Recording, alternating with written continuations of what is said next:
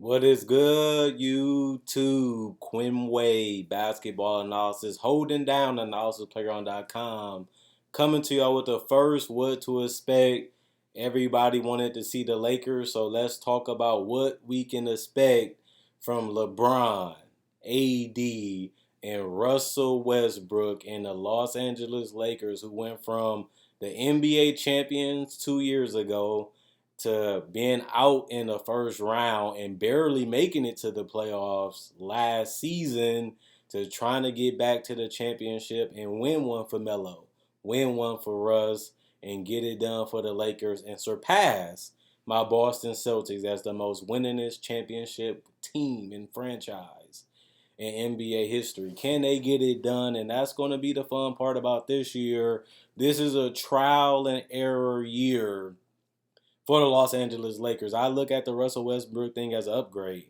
You get rid of Dennis Schroeder, who really wasn't showing no commitment, really wasn't showing no loyalty, and really showed that he really didn't care if he was playing with LeBron or AD because that's how he treated the extensions. Plus, he had COVID and ended up not playing well going into the playoffs and ending the playoffs to the point where people thought, where was he? Where is he? What can he do? And Russell Westbrook has been MIA in the playoffs, has struggled in every single playoffs, including this year with the Washington Wizards. But we know he's going to attack. We know he's going to be aggressive.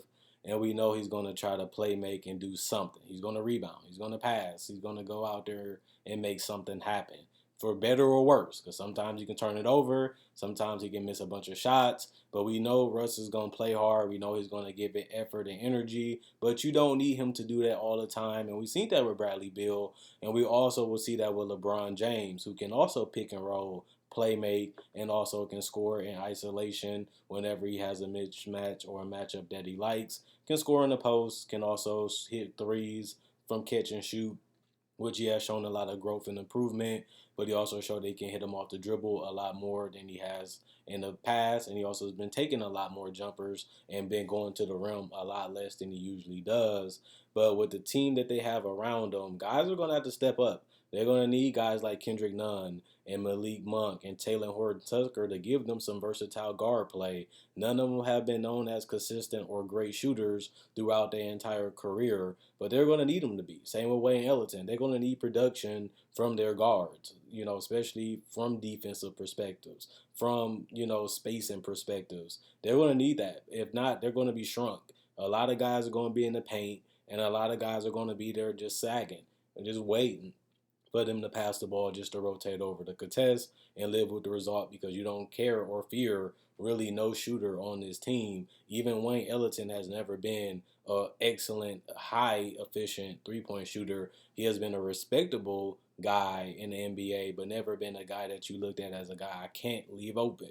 But he is a guy that can knock it down and make you pay. But the question is, will they continue, to respect him at the point where they won't leave him open at all? Because when you look at Russell Westbrook, you look at AD, and you look at LeBron, those guys want to be in the mid-range to the paint.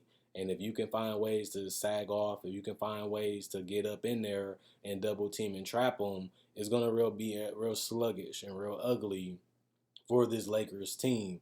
And that's on Frank Vogel. They gave him an extension. He won the championship and never really been known as a great offensive coach. And he hasn't did it in Orlando. He hasn't even did it in Orlando. He haven't did it in Indiana.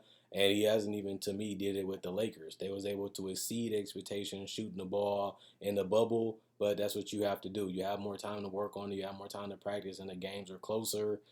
They got it done. You can't make excuses. They was able to figure it out. They was able to get it done, and they was able to win a championship. But a lot of these guys are what they are. A lot of these guys are the players that they have been, and they just gonna have to find a way to maximize the talent. You built the roster. You picked these guys. You brought them in for a reason. And Frank Vogel, this is his job. And same with his coaching staff is to find ways to get this ball moving, to find ways to find gaps and holes that we don't see, that we don't know. And that's going to be the interesting thing to see because it could be a lot of movement. It could be a lot of cutting. It could be a lot of guys touching and moving the ball off screens. And if they do that, they're going to be a lot more harder. They'll be a lot more unpredictable. But we know that Russ likes to hold the ball. We know that LeBron likes to hold the ball. And that has worked throughout their career. Russ hasn't missed the playoffs in so long. LeBron basically never missed the playoffs, even though he missed the first playoffs. I mean, the playoffs for his first year with the Lakers. But LeBron was different to me. He didn't look the same. He didn't have the aggressiveness. He didn't have that confidence to me that he usually plays with, especially in the playoffs and during the end of the season. But we also seen the hyper aggressive and confident LeBron during the beginning in the middle of the season before he went down with the injury that we thought that he could be MVP. But he disappeared after that injury, and I don't really know what LeBron we're going to get. He seems motivated. He seems hungry. That's what he's saying. But he also said playoff mode activated, and they still missed the playoffs that first year with the Lakers. And you just don't know. He's older. This team doesn't have the spacing that he normally has. AD has been one of the top 5, top 10 players in the world. He's going to need a resurrection season defensively. This team is worse. I feel like they didn't really add any high level defenders, and they don't really have any left besides LeBron and AD when they're healthy and communicating. They have been a terror, especially when we seen them in the bubble playing at the highest level. And we know how good AD is when he is healthy. He can be dominant. His mid range is cash. His post game is there with the hooks and the floaters, and the fact that he is a great free throw shooter as a big. And defensively, I feel like he could have been defensive player of the year last year, coming close the year before, and really having a good chance to be able to do it. But I just don't see it this year because they don't have the quality defenders. They don't have the experience in defenders. I don't look at Taylor Horton Tucker as a great defender, neither Malik Monk, Rondo at this point, either other guys that they have added like Russ. Russ has never been a committed lockdown defender ever in his career. He has the physical tools and the motor to do it, but he never been able to do it. Maybe they bring out a different Russ. We haven't really seen that no matter what team he has played for, and maybe we won't see it this year either. But that's going to be the key: communication. Getting guys on track, getting guys engaged and locked in from the jump.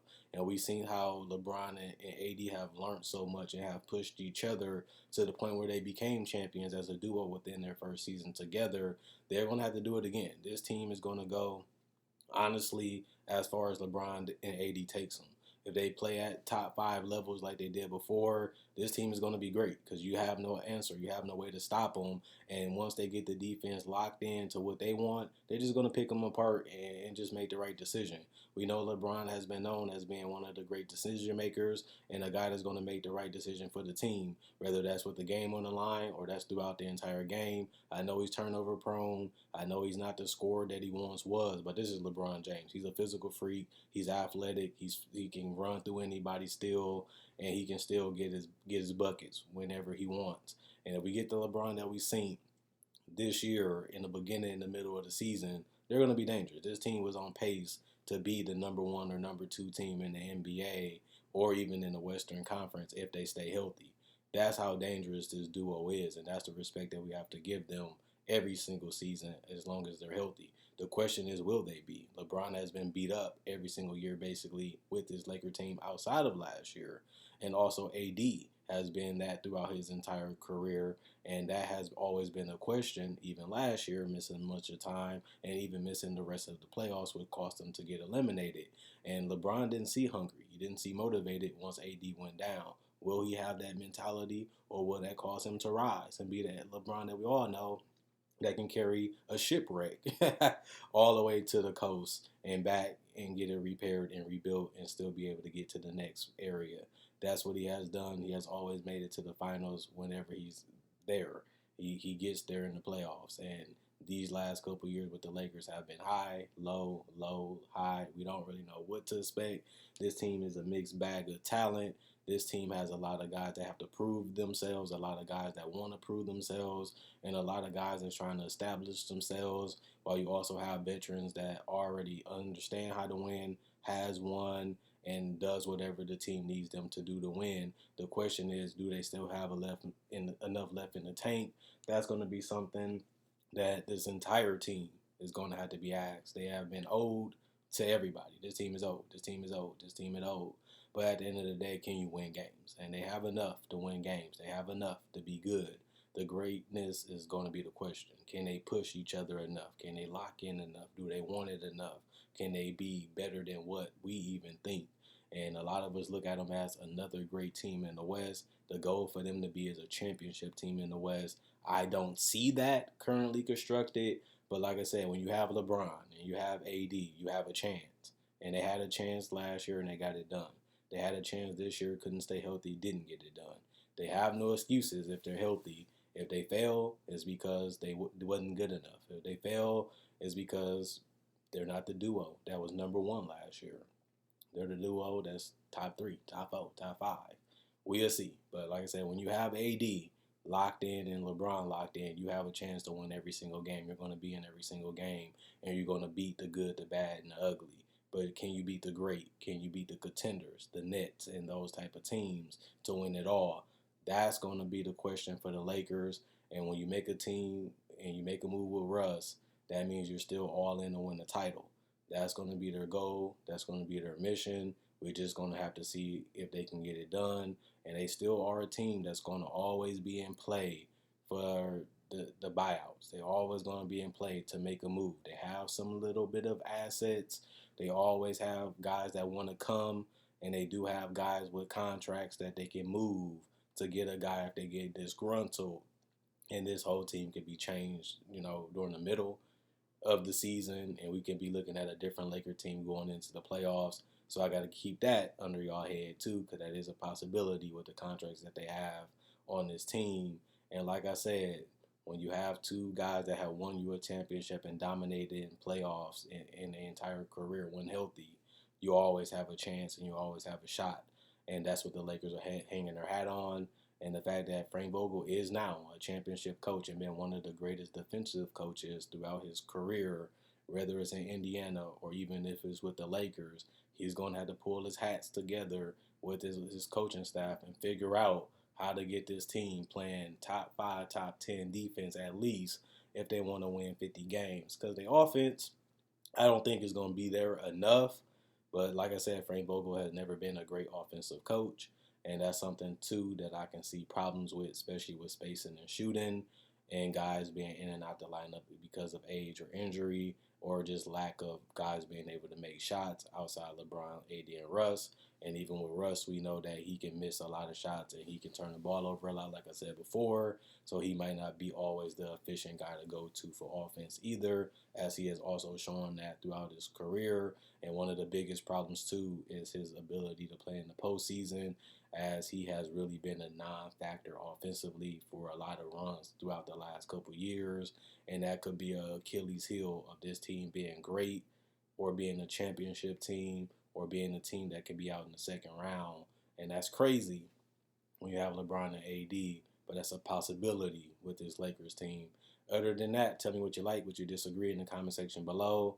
Quinn Wade Basketball Analysis coming to y'all with the first what to expect, and I'll be back with the next one. Let me know which ones y'all want to see, which ones y'all want to see first or next. I'm doing every single team, so whatever ones gets the most hype, whoever gets the most likes, I'll be doing that next. Or even comment the one you want to see next. Whoever comments the most, name, whatever team gets named the most is the one I do next. Other than that, enjoy y'all day. I'll be back tomorrow.